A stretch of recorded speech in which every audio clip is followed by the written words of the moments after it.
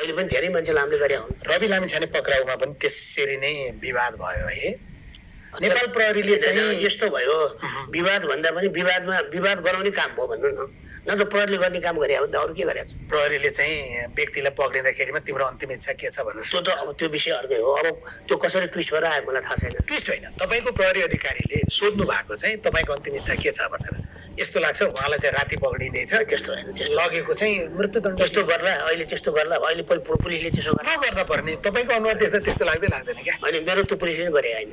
किन सोधेको त्यस्तो? अहिले सोध्दै कारवाही चाहिँ चाहिँ होला, अब केही होला त्यसमा, के सन्दर्भमा के बोल्या होला, बाहिर आउँदा अर्को आयो। फ्ल्यास न्युज त अनेक बन्छ नि त हजुर। त्यस्तो अनेक बन्दैन, त्यस्तो होइन, त्यो डिएसपीले त्यस्तो भने होइन होला, त्यो मनसायले भने होइन होला, मनसायको टङ स्लिप भयो होला, त्यसो भन्नुहोस् न। टङ स्लिप भयो हुन सक्छ भन्नुहोस् न।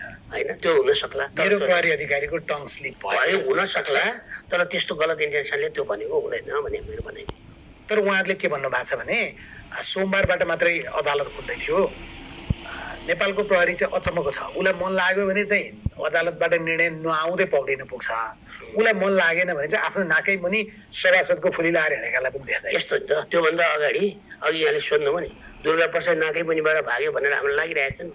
अब भाग्नु दिनुभयो, भाग्यो भने होइन, भगाइयो भने। भगाइयो नि भन्नु, प्रहरी मिलेर हामीले भगाएको होइन, त्यही त भनेको। भाग्नु भयो उहाँ भन्ने जस्तो भयो, भाग्यो नि त।